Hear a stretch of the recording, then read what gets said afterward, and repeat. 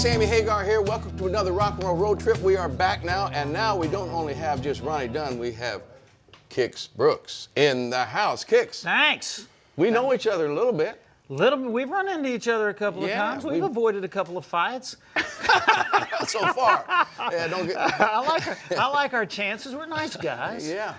Well, it's so funny because I did some shows with you guys in stadium shows where you guys. I was the rock guy, the token rock guy on the shows, and so got to hang out a little bit. I don't know if you guys remember, but what I did once was, I think it was in Arizona. There was a curtain, and it had your dressing room was right there, and I looked in your dressing room because I wanted to say hi to y'all before I'd ever met you, and you guys had a bottle of tequila sitting on there. Well, that's why we don't remember a lot. Well, you probably don't remember this, but it was probably the best tequila you ever had. I took that tequila out and I put my own, that's when I still owned Cabo Wabo, and I put a bottle of Cabo Wabo in there, and I think what I heard is that there was some noise about, hey man, this ain't what we drink. But you probably got used to it. I mean, once you had good tequila, you can't go back. I think we still have it. The bottle. I might have signed it. But anyway, tell me something about this fellow that nobody else knows.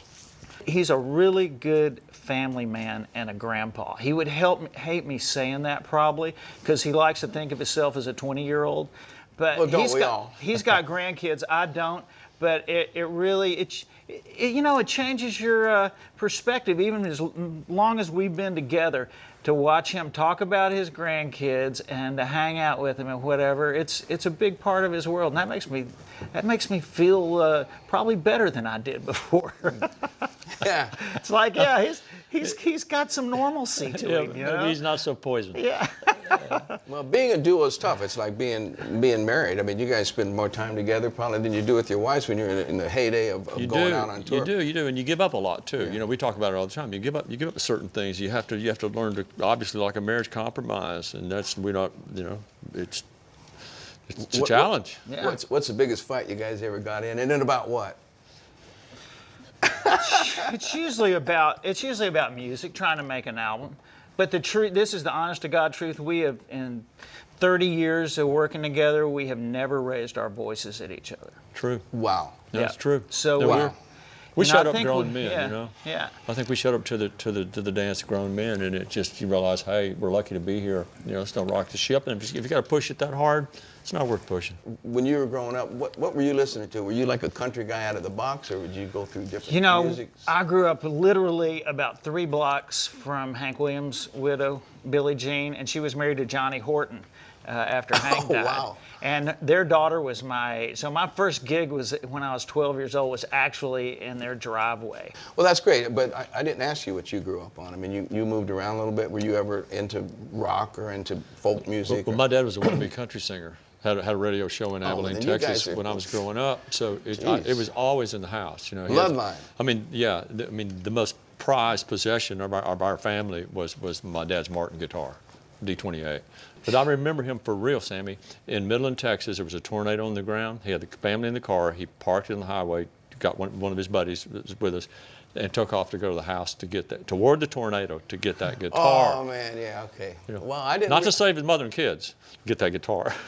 I didn't realize. That's great. It's funny, with all that country, not to interrupt you though, all that country though, we both found a real common bond when we got into high school and started getting into college. We were both in the rock stuff, and he was in Tulsa. We were both big Leon Russell fans. When I heard Allman Brothers at Fillmore, I went, "Holy crap! Are you shitting me? Yeah. Those guys can play." And then all of a sudden, that's what I wanted to do, wanted to be. I mean, what's the most difficult thing to you about having a duet partner, not just being a solo artist?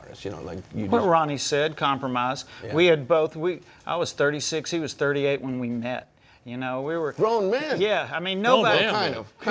Who starts a 20-year run when you're almost 40 years old? It didn't make any sense. Well, two grown men that are fixated in age at 19. It is, yeah. We're 19 years old. We both had our own bands and done our own things for a long time. So all of a sudden, we're both going, "Who are you?" And we screwed up and wrote our first 2 #1s the week we met. You guys are doing pretty good, and I'm kind of having a little hard time with my career. And I was thinking about, about Brooks, Dunn, and Hagar, but we'll get into that later.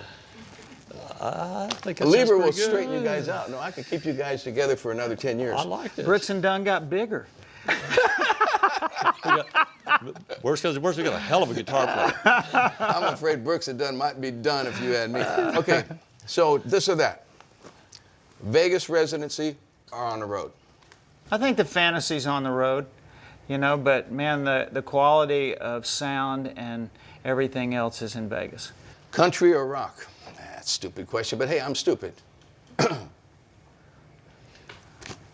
Country with a kick. Yeah.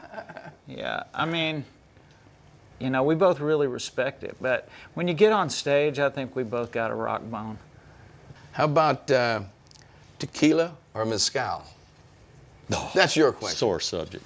Sore subject. Well, we'll get into that. Okay. I owe you. I'll stay away from it.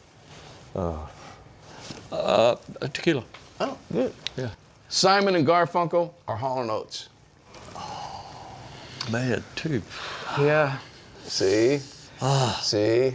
Paul Simon just wrote some brilliant freaking songs. I can't just pound for pound songwriting. You could put him up against it. Yeah, I mean. That bass line with Hall & Oh Oates. yeah, that's it. And those guys. I mean, that's. I know, it's hung in there. I mean, Sarah, smile. yeah, Abandoned Yeah. Luncheonette. It's just one of the first albums I went, God, this is so freaking cool. Yeah, I mean, I've worn them both out. Okay, That's a hard question. It's an easier one. The Hagar twins or the Judge? Or the Judds? I love those guys. Me too. They kind of have my damn name. I love those They kind of have my damn name. I had to throw it in there. You don't know how many Do we times. need to answer that? How many so times cool. growing up it was like, oh, Sammy Hagar, man. No, Hagar. Hey, I rode the airport plane with those guys one time, and they had the whole frickin' plane in stitches. They were just hysterical. Oh, man. And they had an airport car that was like this beat-up Pinto or something. And those two guys in that car leaving the airport, I'm like, that is so good. Okay, Brooks or Dunn? Well, Brooks, of course. Ask me something hard. You lost me. Sammy Hagar here, and I had the pleasure of sitting between the two guys that are probably one of the greatest duos, most successful duos of all time. Did you notice how he flipped from greatest You to just successful? recanted Well, that. Yeah. Success That and was greatness. cold right there. Success and well, I greatness. mean, Lots of go hand trophies, in but don't hand. know how they got them. Yeah. So one more thing that I've heard about you guys, before I came here, I started calling up all my country buddies and saying, so, you know, what about Brooks and Dunn? Those guys cool, they get along, am I gonna go, is this gonna be easy? Everybody says you guys have two roles that are so defined, that is what kind of makes it work in the business. And everybody says you're the guy that goes out and shakes hands and hangs out with people, and you know, the user-friendly guy, and Ronnie's kind of in the background. He just gets to sit back and do his thing. And is that true? It's not an insult. It's awesome. No, everybody's got Pretty their true. role. Yeah. They got their thing that they gravitate Ronnie's a to. nice Boys, guy, our- but our- he plays aloof well. I've seen it. That's what I'm saying. I saw it. I saw one side of him once.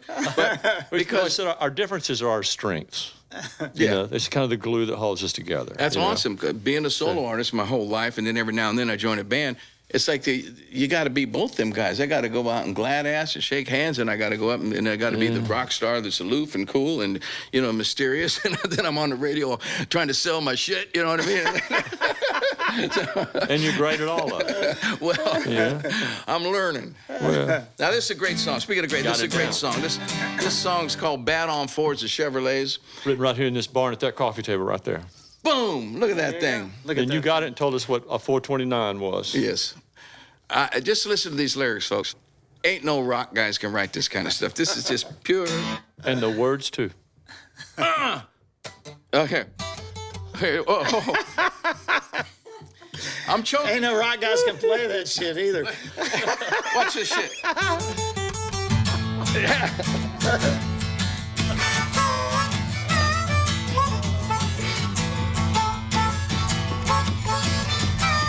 Ronnie, go. Am I gonna sing it first? Yeah. I'll sing the first part. Yeah. Well, hey, pretty thing, let me tell you, I was raised on the Rolling Stones. I cut my teeth on Led Zeppelin, Billy Gibbons song. I learned to play the blues in Memphis. Had a fighting Texas bars. Did a little time in Oklahoma for hot wiring cars. Well, I'm a rocker on the road just like Tom Jones. Got a ass hauling 442. Well, I'm bad on Fords and Chevrolets, but I'll be good to you. Now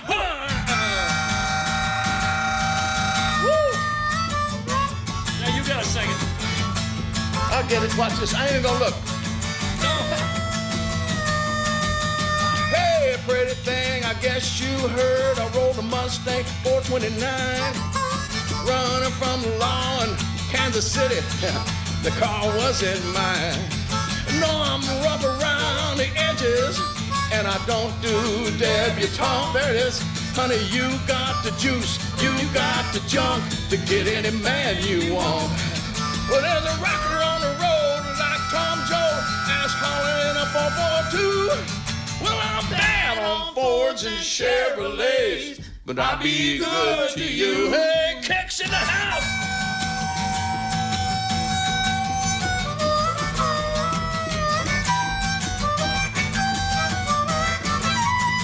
Woo! Oh. Woo!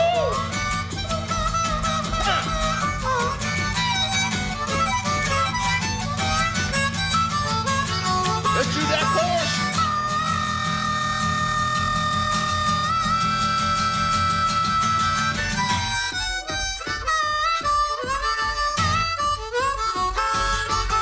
Hey! Now what about this verse? Not bad. Is it another verse? Yeah, watch this. That was a badass solo. Ladies and gentlemen, welcome to another rock and roll road trip. We're gonna probably see you next week at some time, but in the meantime, we got another verse. Hey, pretty thing, let me show you my L.A.E. tattoo. If we ever get out to the city of angels, I'll buy you one too. And then what happens? Keep going. Bye-bye, see you next week. This My favorite part. I think we got a car wreck on our hands. Rockers on the road, just like Tom Jones, ass hauling on a 442. Well, I'm bad on Fords and Chevrolets, but I'll be good to you. Here we go. Take it on home. Bad on Fords and Chevrolets. Well, I'm bad on Fords and Chevrolets. I'm bad on Fords and Chevrolets. I'm bad on Fords and Chevrolets. But I'll be good to you, baby.